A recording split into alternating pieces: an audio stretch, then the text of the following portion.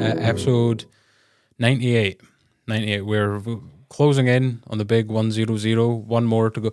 What might actually end up happening, just cause of as we're realizing it is very difficult to get 4 people in the same place at one time, is we might be recording episode 100 before we've recorded episode 99, just so that we have it there, right? And obviously the edit's going to, because it's going to be 3 hours, the edit's going to be, it's not just going to be a one-hitter quitter like I usually do with these things, right? Even when I do speed it up and everything. I'm just thinking of the upload time that's going to take. That's going to be an overnight shift. But we're nearly there. It's kind of a bit surreal, because like when I first started this, I was kind of like, maybe this is just something that will last when like the restrictions fuck off or whatever. And if anything, it's just kind of, it's just kind of grown and grown and grown. Like, to begin with, I didn't think we were going to have guests. I didn't think we were going to have, like, it was just like me and a few mates, basically. That was what I was seeing it as. See, if you look at like the first episode, right? And then you look at this episode now, you look at the room, right? Yeah, it actually looks like a totally different building. Yeah, I know. Like, you wouldn't think it was the same place, would you? No. And I would say the production has probably gotten a bit better as well, because now there's all the lights and... Yeah, I mean, even the mics, you know what I mean? Everything from the mics to the, the sound's so much better.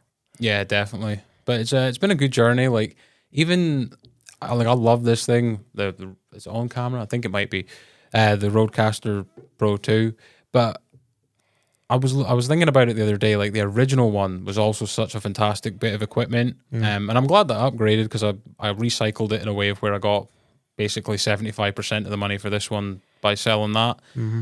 Shout out to Kex, the second-hand store. There is an upgrade that I'm hoping to get in by the end of the year for a couple of the mics, which I'm going to be using Kex for, because their second-hand stuff is flawless in terms of they have like categories of what they sell it at. So a C is, this is kind of, it looks a bit rough around the edges, but it works. A B is like better quality. A is like mint condition. I've never even heard of that. I'll link it to you. It's kind of like the same. I think there's a store in Inverness, but they do like online stuff primarily.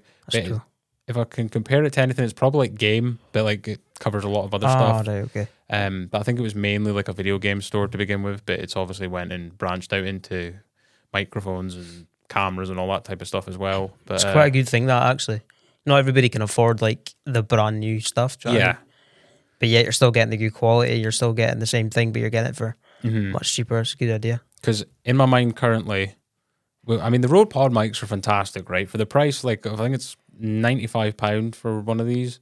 It's very good. You know what I mean? Because, like, compared to the Shure SM7B, which everyone and their grandmother's hairdresser used for podcasts, right? It's the one you see on Joe Rogan or any other big podcast that you might watch out there. I think they cost, brand new, I think the cheapest I've seen was $333.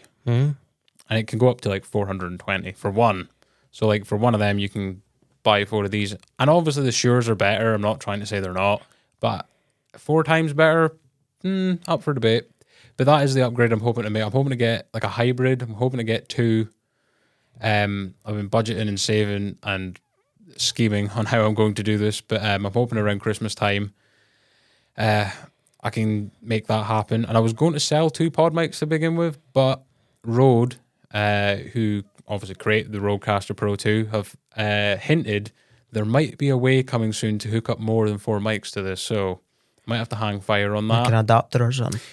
That would be what I would be thinking from what they said, which would be fucking exciting as fuck, because it would mean that it wouldn't just limit 4 microphones. Obviously, like, there's way more options as well. There's like the USB options, bringing someone in over phone call, which I did with Lee the other night for episode 97, which I haven't released yet, but it will be obviously by the time you're watching this.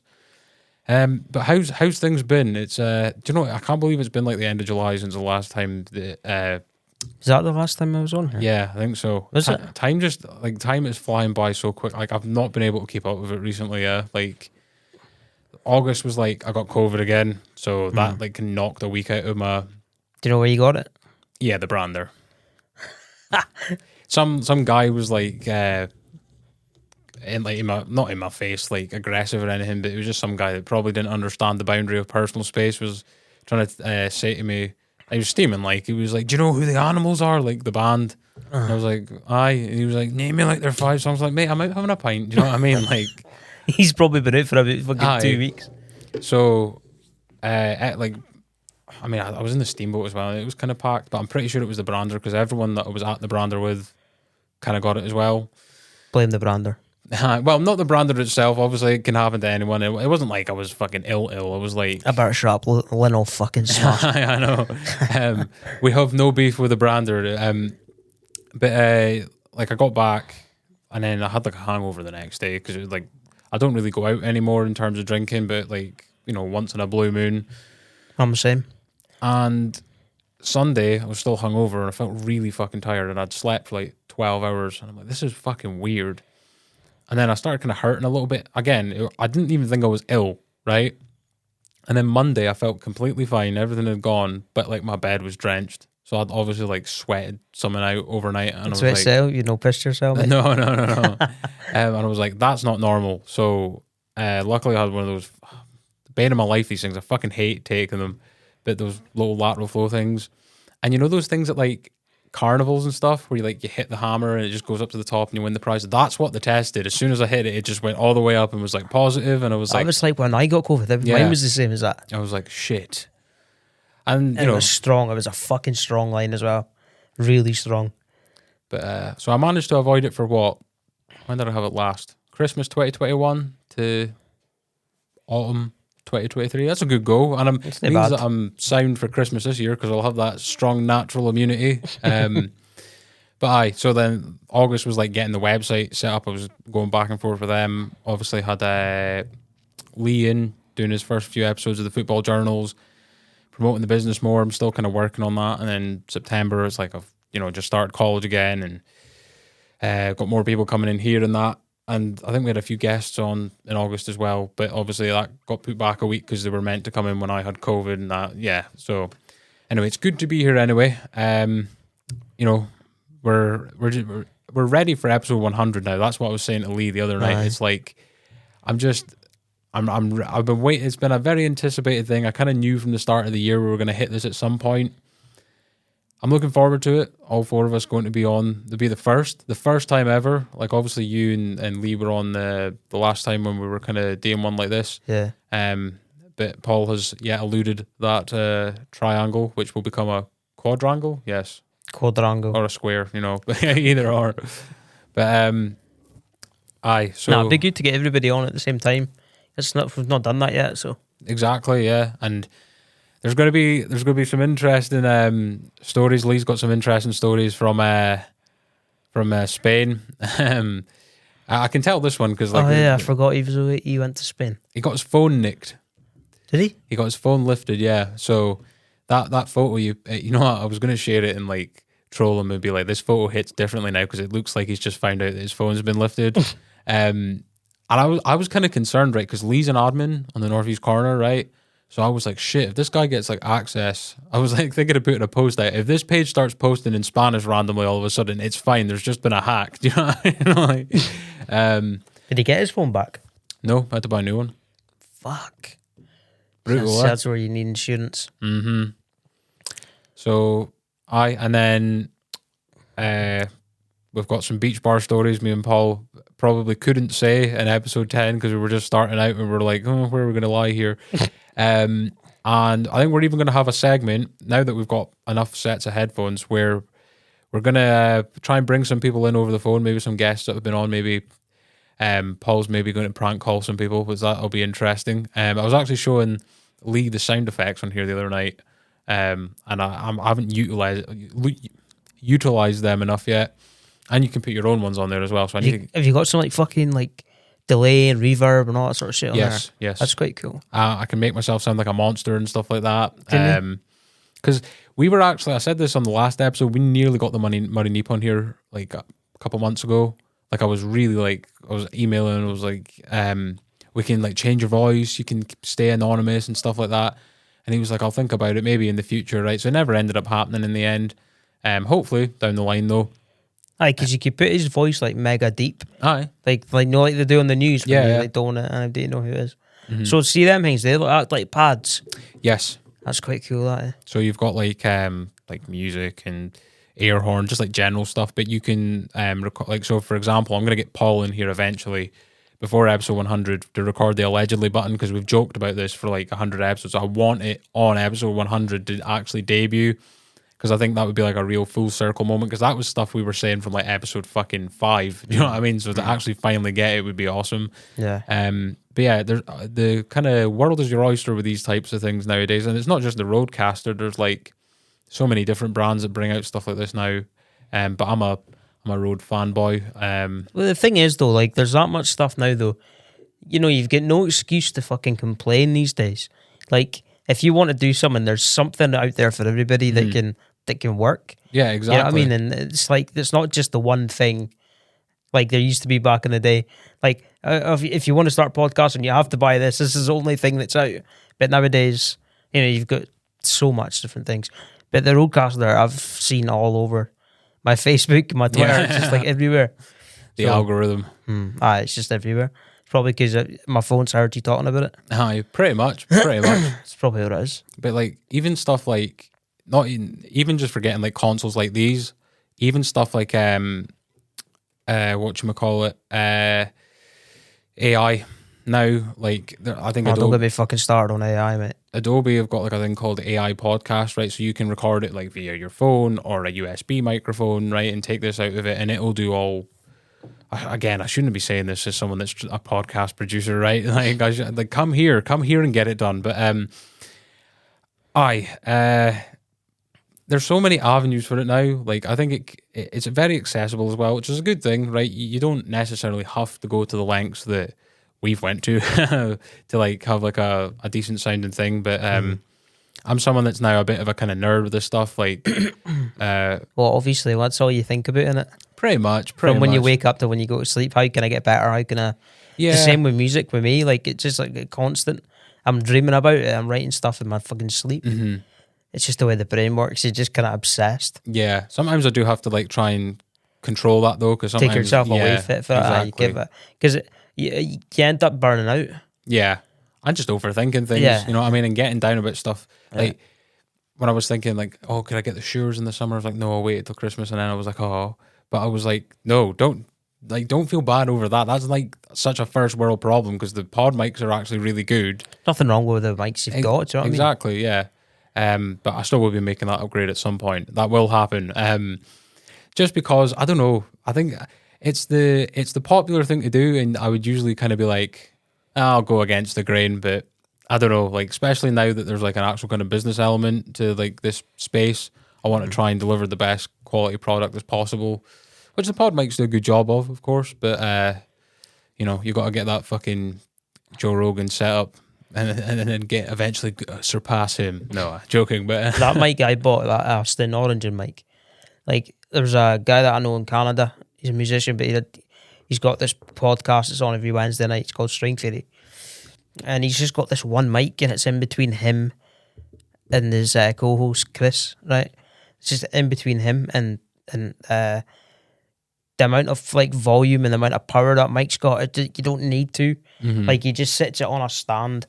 And in between them both, and that's enough. Yeah, as a condenser mic, you were saying it's as well. It's a condenser, aye. Whereas these and like the Shures and all that are like dynamics, so you have to like kind of get up on them a little bit. And like sometimes from like producing other people's stuff and that at the moment, when I've been like messing with the levels and I get them to have like a conversation as I'm just sat over there making sure everything's right. Sometimes you're like, fuck, like I'm having to turn this up quite a bit. You know what I mean? I mean, for us it's okay. It's usually the default setting's fine, but for the likes of Lee, I know there's a few decibels it has to go up for, and well, with Paul, it's usually mic position. I'm like, stop like being a wacky inflatable 2-man and going all the way. You know what I mean? Even that. I was just saying though, my first podcast with you couldn't hear me for half it because I didn't understand. Like, I was just like, oh shit, I've got to speak into this thing. Like, see, I think like the mic I've got, like a condenser mic would be decent if there was just 2 of you, but if you've got 4, 5, 6 guests.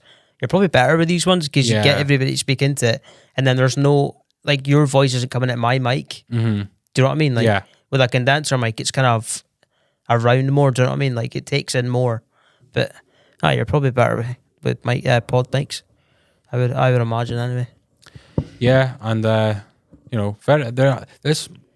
I don't want to say it's very accessible because I have invested to obviously get this to where it is, but in terms of like the pod mic and you know, even the original Roadcaster it worked really well with, and things of that nature. Like, you do have to fork out a little bit for that, but it's not like thousands. You know what I mean? But I mean, like, listen, I mean, if you want to set up like a wee podcast sort of thing with, like, say even you buy the first Roadcaster, right?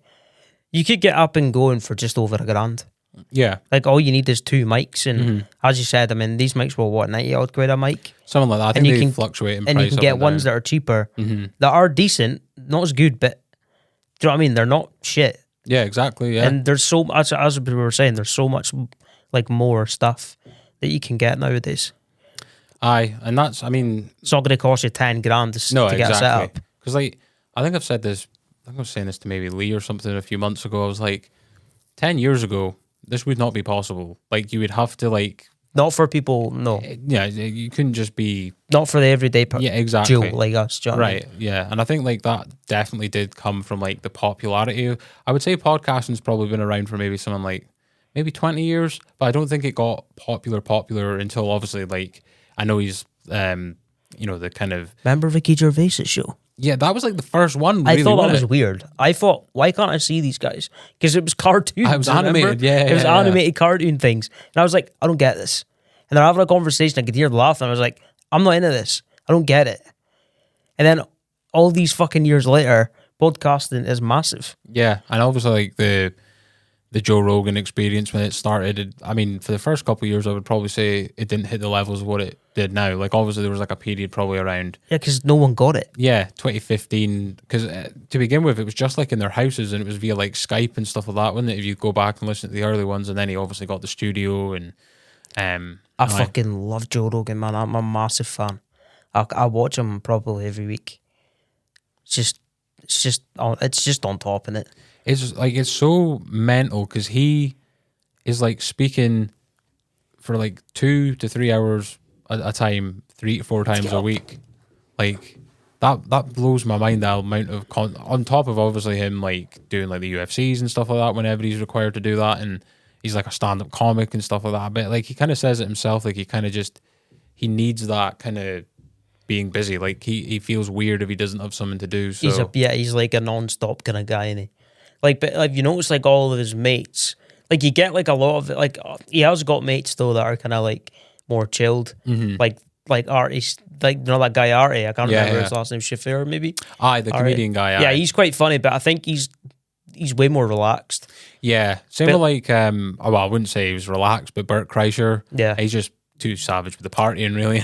Joey Diaz is kind of like, he's actually like, you know, he talk like, he obviously he's taking a lot of drugs in his time, and he's like, you know, he's fucking funny, he's hilarious, but he's kind of into, I think his workflow is massive now. Like, he's always in the gym, he does martial arts.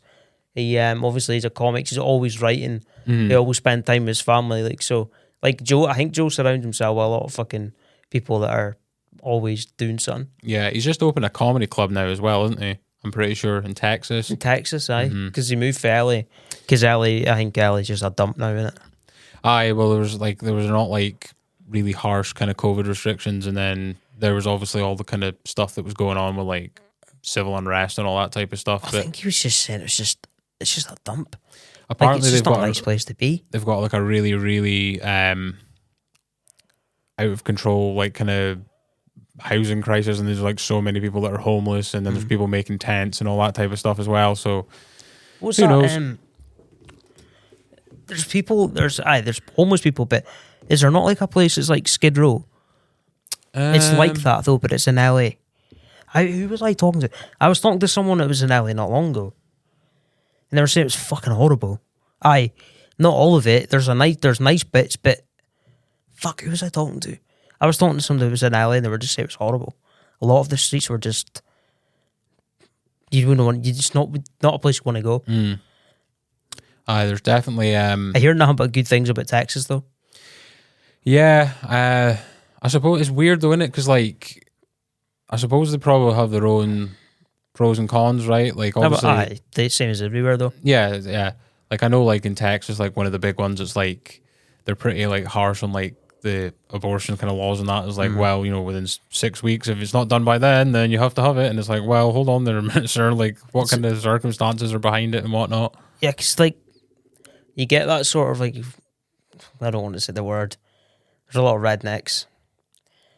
Aye, it's more conservative than what, like, I think, like, sometimes probably these areas, because it's like a, you know, American politics lingo, it's a red state and, like, LA's like a blue, they probably have, the good parts are probably the more kind of central ideas of where it's, like, moderate, and then there's, like, the extreme off the end on both sides, right, where, like, what was it in LA? I think it was, like, you couldn't eat outside in a restaurant without you know what I mean? It was, like, something ridiculous like that, and then, obviously, the thing that I just referenced in Texas, and but like you said, there's good and bad in all areas of the world in there. So Texas, though, I've heard good things about it. Though, seems to be a lot of people seem to be moving out there from LA. Yeah, and it's like, isn't it not like? Because I think it's bigger than the entire United Kingdom, like just that state alone. And it's like obviously divided into like Dallas and Austin, and there's another one as well. I can't remember the third one, but yeah, I wouldn't mind visiting there. Yeah, America's one that I don't know. I've always said. I think I said this on an episode we did a few months ago. New York was always one, just because I've seen it in films. Yeah, so often. fucking New York's. Yeah, I mean, Ali B's been there. Ali's my mate, by the way. Nobody obviously knows who he is. Yeah. But he's been there, and I think he was saying that. Where did he go? He went to the Yellowstone. Oh yeah, that National Park. The TV. No, I was about to say the TV series. The Yellowstone. Yeah, the Yellowstone Park, National Park. Yeah, he said it was amazing that.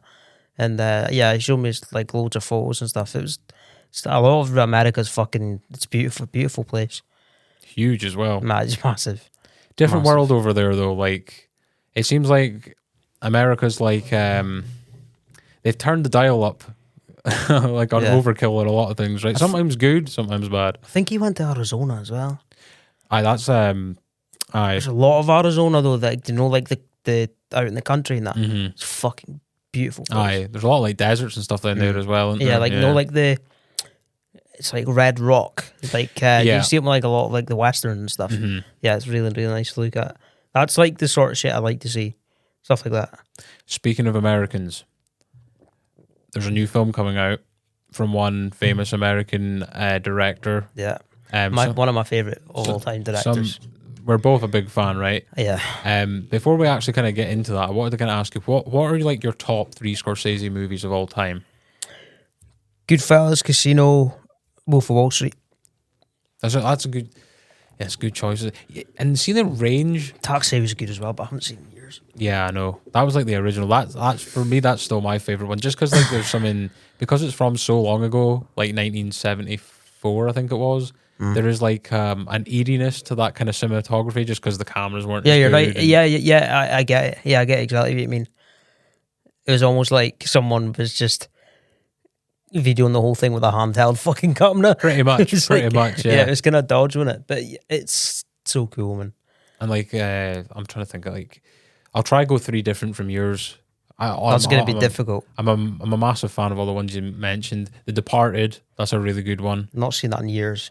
I think that's the one that he won the Oscar for as well. Who? Martin Scorsese. Oh, right. I thought you were on about Leo. No, he took him fucking ages to get an Oscar. Aye.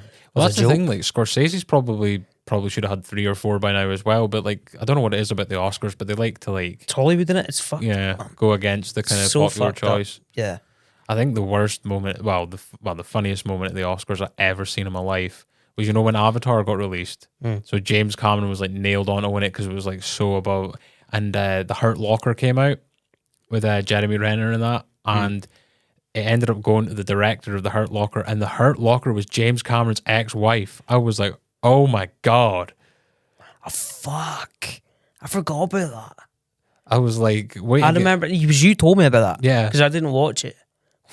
I was like, wait to get pied. You'd be fuming, eh? Not only did you get mugged off of the fucking Oscar, they give it to the person that's divorced you like 5 years ago or something. She did on purpose, eh? Probably. What genius. Hurt Locker's a great film, though. Like, if you've never seen it, I would highly recommend watching it. I haven't seen it. What genius, though. Aye, but to get back to my... I haven't seen the second one yet, by the way, Avatar. Have you seen it? No, apparently it didn't go down very well. It's on Disney+. Pretty sure.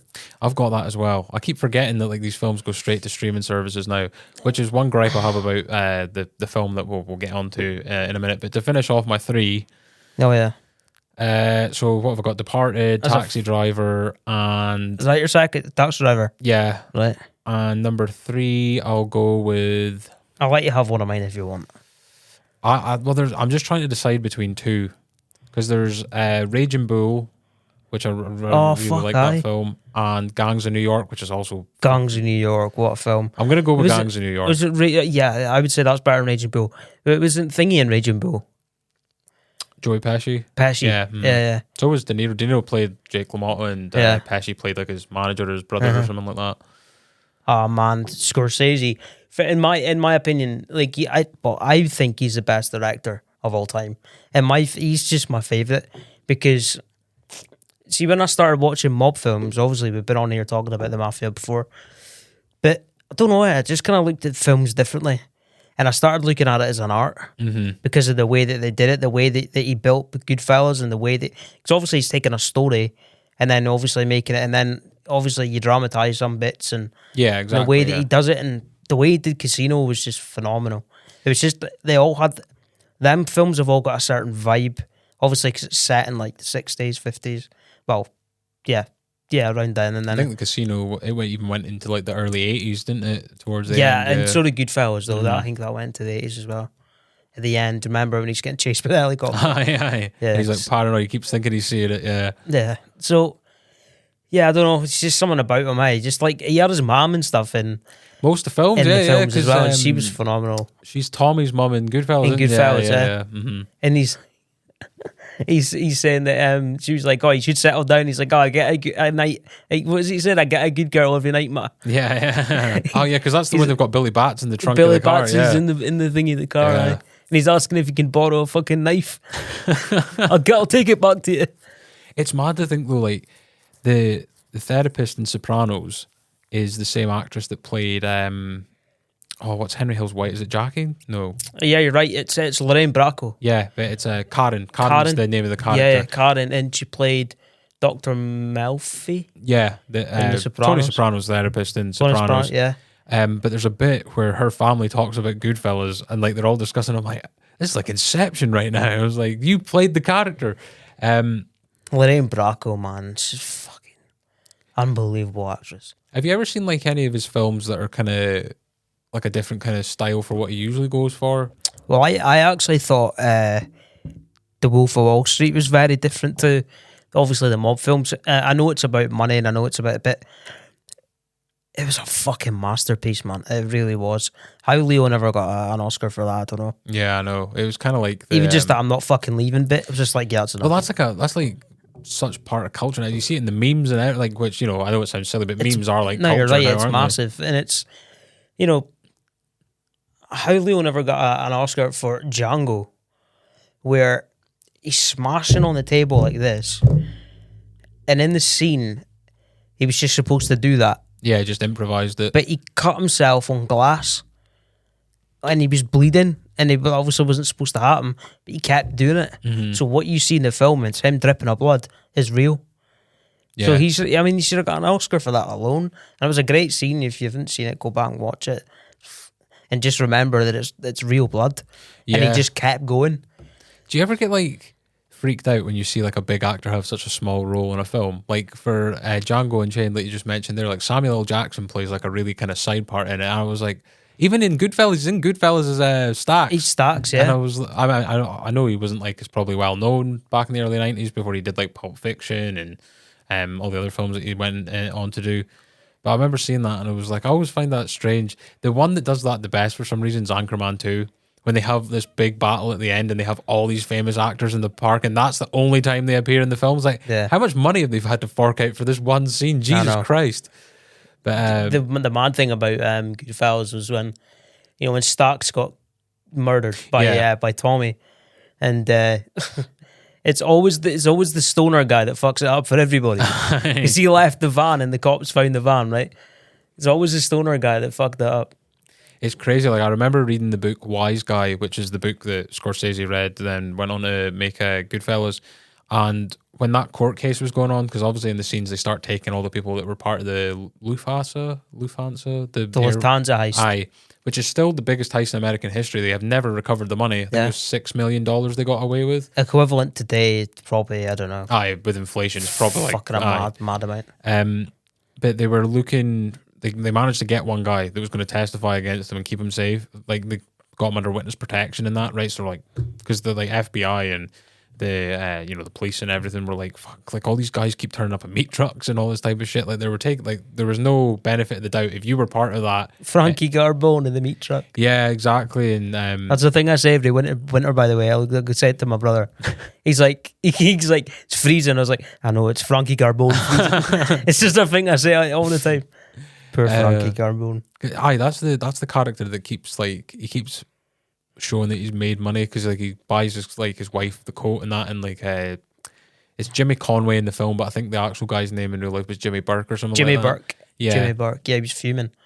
He was like, because he was getting, because they'd pulled off this a mad job, and the fact that everybody was kind of buying their sell stuff, he was like, I told you not to spend any fucking money because people's going to see it. Yeah, exactly. The cops are going to see it. They're going to be looking at us because that's the kind of people they look at for this sort of stuff.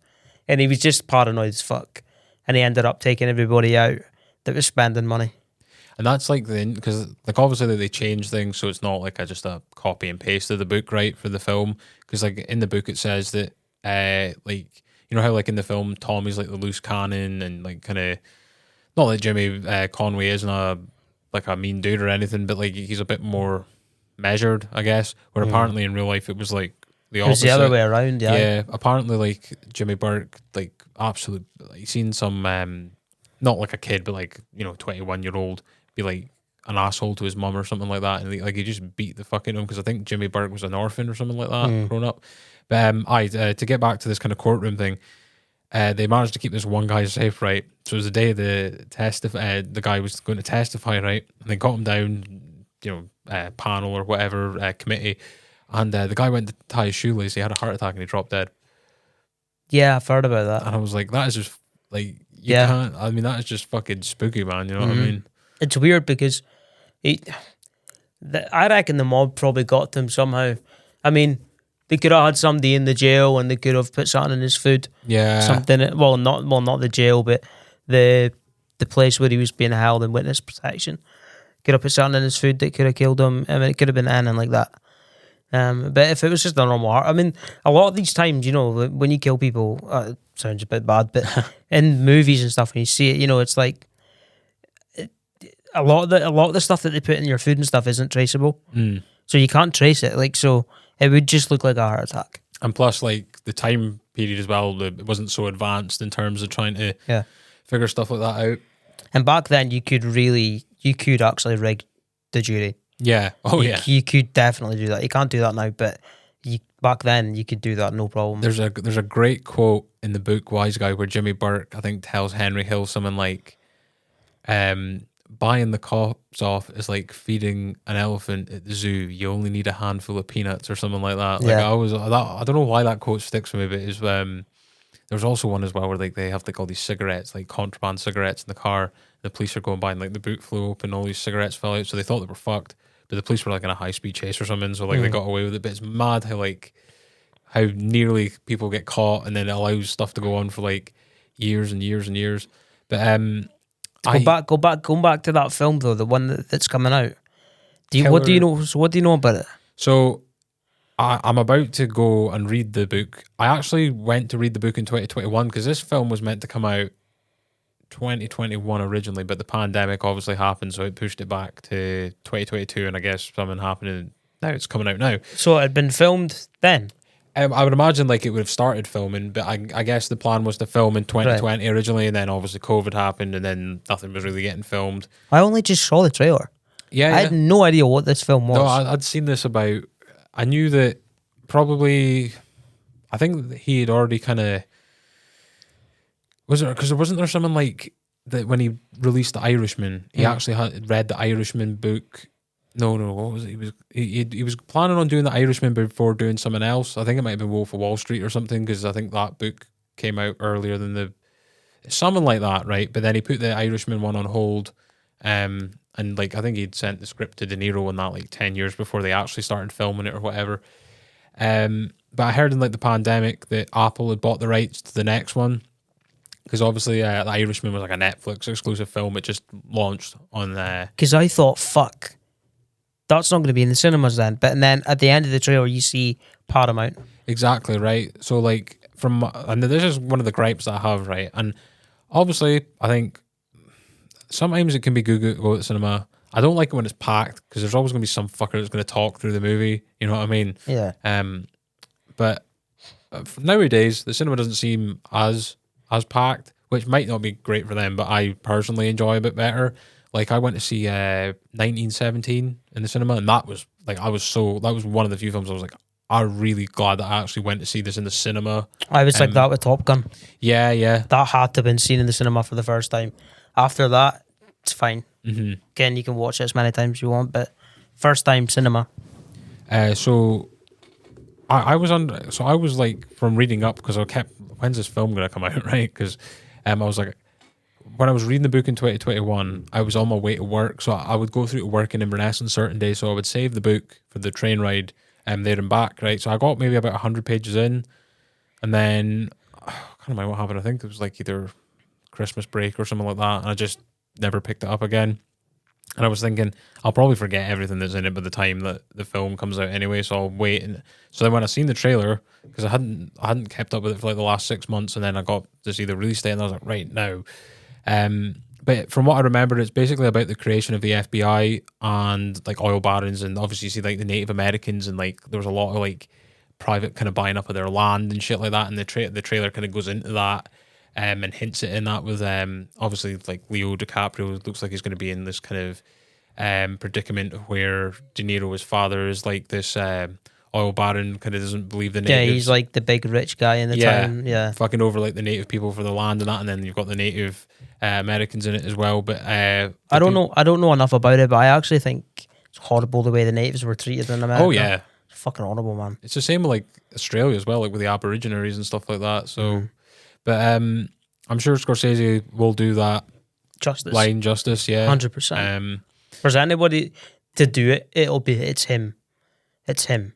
And that's the thing, like, he doesn't pull punches with the films, rather, right? Like, I don't know, have you ever seen Hugo?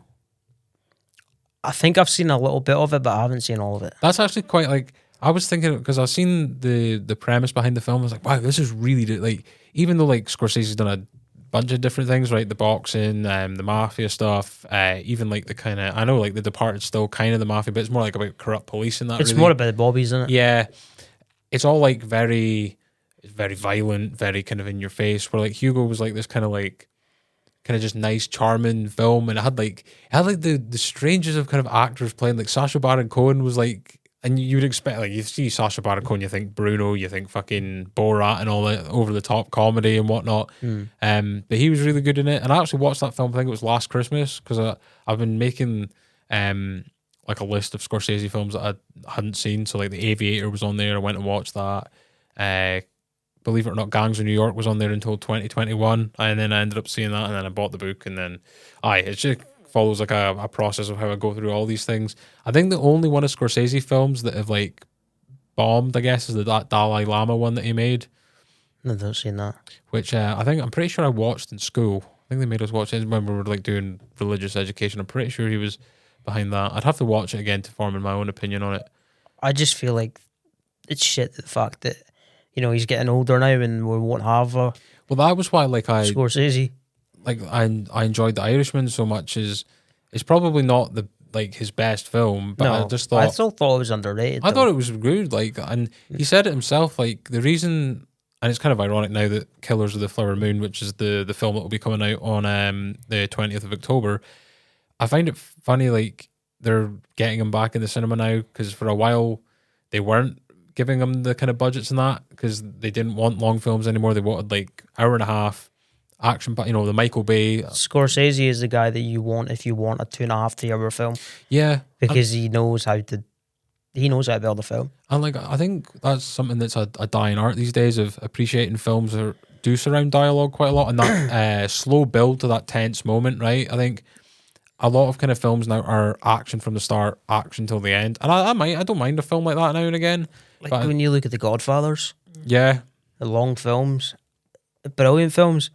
I mean, the third wasn't the greatest, but when you look at the first two, I mean, it's two masterpieces, isn't it? I know it wasn't Scorsese, but when you look at the the genre of it, and like the length. The thing about The Irishman that I really kind of appreciate is that De Niro, Pacino, Pesci, and Harvey Keitel, these are actors that are all kind of from the same generation and the same kind of genres of films. I know like they hadn't all necessarily worked together in one film, but it was like, this is probably the last time we're going to get to see these guys in such like a big kind of release, you know? Yeah. It's kind of sad, isn't it, really? I mean, it's an end of an era, it's an end of an era, really. I mean, when you look at all the films that Pesci did with De Niro, like, when you look at Casino, you look at Goodfellas and stuff, it's like, you look at them there and then you look at them in this and it's like, holy shit. Yeah, you can tell. I can't believe the amount of change. Like, obviously, everyone gets older, but it's just the fact that we're coming to the end of their careers, you know? Did you ever watch The Irishman has like a special kind of spin-off 40-minute program of De Niro, Pesci, Pacino, and Scorsese having dinner and talking about the making of the film? Nah, I don't think I think it's still on Netflix as well. It's actually really good. It's well worth a watch. And Scorsese was talking about, because he'd never worked with Pacino before, right? Which is quite like amazing that happened, because like Scorsese made so many films that you would have thought, like, Pacino had been in kind of similar things like Scarface and Serpico and all those types of films that you would think they would have crossed paths at some point. But one thing Scorsese was worried about is because it is, the scene where Russell Buffalino and Jimmy Hoffa kind of have that disagreement, where Jimmy Hoffa still wants to be the union boss, but he's been in jail, and the mob are like, right, no, that's not the case anymore. We're getting a new guy. And Jimmy Hoffa has got to get like irate and like really like mad about it and whatnot, which is like perfect for Pacino, right? Because like you see him in all these other films, like Heat. That's a fucking fantastic film as well. Yeah. But what he was worried about is because Pesci's quite that character as well. Do you know what I mean? Every time you see Pesci in something, he's off the fucking head. He's off the fucking head, right? So he was worried that like Pacino's energy was going to bring that out of Pesci, which is like he wanted Russell Buffalino to be like this kind of cool kind of. And obviously, like, it's Pesci's job as an actor to show that variation, but I can kind of understand where that anxiety came from. What was that? He was saying that there was one where he was doing the speech as Jimmy Hoffa, right, and they just told him to list things off, right, and they would get the scene. And Scorsese's at the back because there's all these people cheating and that, because it's meant to be like a union meeting or whatever.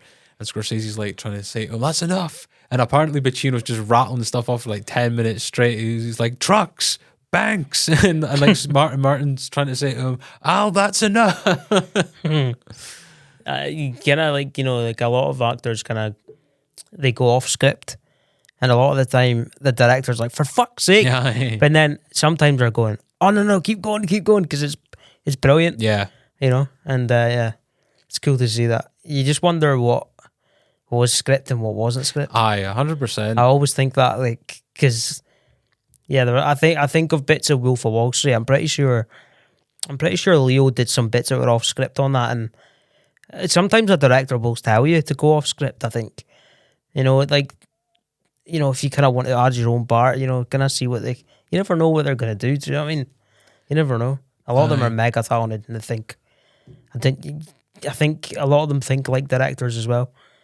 Do you think on the first day of filming of this new one, De Niro and Pacino were like that Spider-Man meme, where they like point at each other? Because like from like the 70s to the early 2000s, De Niro was in like every Scorsese film, and then from like the early 2000s onwards, it's been Leonardo DiCaprio. So they've both been like the golden child for Scorsese films, and now he's managed to mesh them together in one finally. Do you know what I really liked about The Irishman? Was like, I've got one guy that's my favourite actor from the UK, right? Oh, Stephen Graham. He was in it. And he's amazing. I was like, fuck. I was so fucking delighted for him. So it's just like, I feel like I know him, but he doesn't fucking know me. But because I'm such a big fan of his, right? To kind of see him in such a massive picture, it's like, holy shit. Like, he's actually, he's actually getting a bit of recognition here. Do you know what I mean? Because he was in Gangs of New York as well, believe it or not. Yeah, he was, and he was in fucking Boardwalk Empire. Yep. Yeah, he was in that, and he played Al Capone in that. Mm-hmm. He was fucking brilliant in that, by the way. And he's in that? Tony Pro, isn't it? In The Irishman, the little guy, as he's Yeah. referred to. Yeah. I wonder, like, I know, like, he's obviously built an established career for himself, but I wonder, like, with that scene where he's fighting with Pacino, there must have been a little bit of, like, imposter syndrome. Like, fuck, this is, like, one of the biggest actors of all time. Well, yeah, you can't. I think so, but like, it was funny because he had this bit where he had to like make Pacino shit himself. Yeah. Right, and because Graham's such a great actor, right, he managed to scare him, and Pacino looked at Martin Scorsese and he goes, "Marty, the kid fucking scared me." He was buzzing, getting him. Stephen Graham was just absolutely delighted at the fact that he scared him. So I remember hearing him good to speak see. about when he met Joe Pesci for the first time, and apparently, he was trying to like slow the Scouse down and that to like, because obviously like it's a very full on accent, right? So especially, Americans are probably more to like that slow down tone. But even apparently when he did that, apparently just Pesci kind of just laughed and like shook his head and walked away. He was like, I didn't understand a fucking word. Aye, the Scouse accent's one of few, that unlike anything in the world, in it, really. Do you know The what? Scouse accent. Do you know what, like how good of an actor Stephen Graham is? See, when I was younger, right, I would see him in like four films, like British films. So this must have been like his early days, and he would always, like he wouldn't be playing like some of the roles that he's playing now. He was just like playing like this like Scouse criminal or whatever in one of these films. But he was always a mean bastard, right, in any film that I seen him in. And it got to the point where I didn't like him. But it was just because I was a kid and I didn't understand. You don't It was like- understand, yeah. But I was like, every time I see this guy, he's like such a piece of shit in the film, and I'm like, this might not be an actor. This might just be some guy that they've got to do this. Because I seen him in, I think he was in This Is England. That was one of the ones I seen him in. That was the first film I ever seen him in. That's scary, especially when he beats that guy to death at the end. That's Milky. Aye, He didn't die, but yeah, he beat fuck out just because he was black. yeah. But like that, but if you've not seen the film, if anybody hasn't seen the film, This Is England. It's fucking phenomenal, and it was made in like 2006, and it was set in 1983. Mm-hmm. Anyway, there's an added part. There's 3 series after that. Aye, they did like spin-off shows. So there's like, 8. There's 18. There's 1986, 1988 to 1990. So This Is England 86. This Is England 88, and then This Is England 90. And the series are phenomenal. If you haven't seen it, have you seen them? Not seen the series. I think I've seen clips, but I haven't seen the actual full thing. The series are fucking amazing. I would urge you to watch them. I'm sure Like, they'll be on a fucking great. streaming service of some sort, I'd imagine. I'll have to look for them. I've got them all on DVD. Oh, well, also, Yeah. if it comes, DVD, there we if go. it comes down to it, we'll have to do it the old-fashioned way and get a blend of the DVD. Just in case we have to go to a bomb shelter. Aye. But yeah, I was such a big fan of the film. I first saw it when I was in high school, and then I seen Stephen Graham in that, and then I was like, "Holy shit, this guy!" Like, because he had a fucking skinhead, and it was all about skinheads and stuff. The film, and he was like knocking fuck out of people, and he was just this angry character, carried a machete around with him and shit. And then I seen him in Snatch. Oh, I is Tommy? Yeah, but I saw Snatch after It's England. Because Snatch was in like what, 2002, 2003 or something? I think it might have been the year 2000. Well, there you go. So that was fucking ancient. So I seen him in that. They look different, obviously younger. He had hair and all that. And then I seen him, I can't remember what I seen him in after that, but and then when you see Stephen himself and you watch him in interviews, he's this lovely guy. Do you know what I mean? Yeah. He's nothing compared to, he's nothing like Combo. Yeah, exactly. In This Is England, he's nothing like that. But yeah, you see him in the later seasons of This Is England, and he's more chilled out. Mm-hmm. He's not this angry, bald, fucking skinhead anymore. Because he is like proper terrifying in the film. Like, Oh yeah, he's he's fucking what a fucking performance he gives in that. Like, it's unbelievable. And like I've seen him in a few kind of BBC series. Like there was a guy called series called Good Cop with Warren Brown, and he was one of the bad guys in that. There was a series called he played a screw, and he was a prison guard, and he gets caught up in shit in there. It was a Channel 4 thing. I probably haven't seen it, but It was it was good, by the way. I only watched it because he was in it. I think Thingy was in it. Him that played Ned Stark in Game of Thrones. Sean, is it not Sean? Is it Sean? Oh fuck, what's his name? Hold on. I'll have a wee Google. Yeah, he played Ned Stark in Game of Thrones.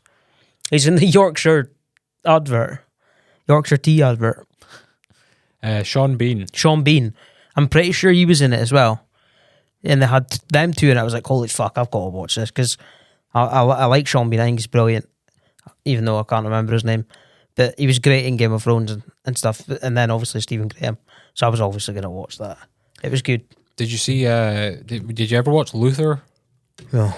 Well, that was a series that I watched. It's got Idris Elba in it, and they made, like, the way they've been doing it recently is they've been making the series a film, basically. So, like, whatever, it usually be a 6 episode series, and they maybe condense into a 2.5 hour film. But the guy that played Gollum from Lord of the Rings was like the bad guy in the last. It was like proper seriously dark. But like, it's, if I get like scared by a film, or if I get like creeped out by a film or something like that, that's like the sign to me that it's done like a fucking really good job. You know what I mean? I don't really find films that scare me. Never have. Well, when I was a kid, obviously, but like when I watch horror films these days, it's just like, I've seen scarier YouTube videos, mate. Aye, like when they go to like haunted houses and shit. Jesus, did you see the fucking guy with the shark in Egypt recently? No. There was a guy who got eaten by a shark in Egypt. I saw a guy get eaten by a shark like last year but it wasn't Egypt. So I believe it was a Russian, it was a 23-year-old. And you don't actually get to see. I'm not that I would want to fucking see the shark eating, but you just see him kind of get the red ragdoll, basically. Basically, yeah. But it happened right in front of his fucking dad. Oh man, how old was he? 23. Fuck. Imagine being the dad though, just helpless. You can't do shit. Yeah, I it's know. A fucking shark. And I think it was like at some resort, because they found the shark. They actually caught the shark, and then there's like a video of them like beating the shark to death, and then they managed to like. I mean, you know, it's fucking brutal, and people cut the shark open and get him. Yeah, so they. I mean, it would have been fucked up if they beat the shark to death, and it turned out that wasn't the shark that got him. But like, oh, but yeah, they got his like, I guess, remains. Well, what's left of them, I suppose. But I saw a horrible picture of a guy in a wetsuit. There was only half of him left. Jesus, from a shark attack. Seen a photo of that. It was fucking horrible. Supposedly that was a Scottish guy. Oofed. I think it might have been in Australia. It's like one of the. I can't imagine a worse way of going. Like getting fucking eaten, burned alive, maybe. Yeah, I think that would be the only other way. I think. Imagine all the. I know it was just random, but I was talking to my dad about it the other day. I was like, imagine all the witches that got burned at the stake that weren't fucking witches. Aye. All the people that got accused of witchcraft that didn't do witchcraft, and they just got burned at the stake anyway. That was a big thing in America and stuff, wasn't it? Aye. Because it was illegal, wasn't it? Witchcraft. Jesus Christ. I've just seen a massive spider just go under the foam. Anyway, we'll keep going. Was it massive? How massive was it? Well, I seen it just appear from underneath the foam and continue going back under, so it's back underneath the fucking carpet adhesive spray. Speaking of spiders, spider crawled down my arm the other night. Oh, God. Right? And it was on, and I could feel my finger, right? So I put my light on in my bedroom. I'm looking for it. I cannot find this fucking spider. I can't find it. They don't bother me, but I would rather get rid of it so it doesn't crawl down my arm. Aye. Or I don't eat it. You're supposed to eat spiders in your sleep, do you not? Yeah, they not have some like stat that like over a lifetime or something. Yeah. Yeah, you eat like 7 spiders a year or some shit. Jesus. At least you're getting protein, I suppose. I as long as I don't know it's happening, I'm fine.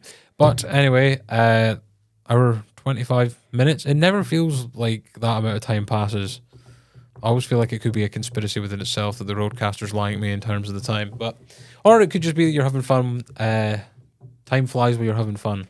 I always forget. I always forget famous sayings when I'm on here. I always like fuck them up somehow. But every time I'm on here, my brain just goes into a fucking fart.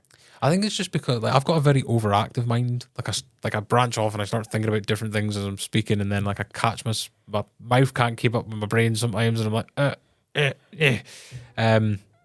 Before we go, now more than ever, because as you will know from the last episode, Lee has overtook the Northeast Corner in terms of ratings on Spotify.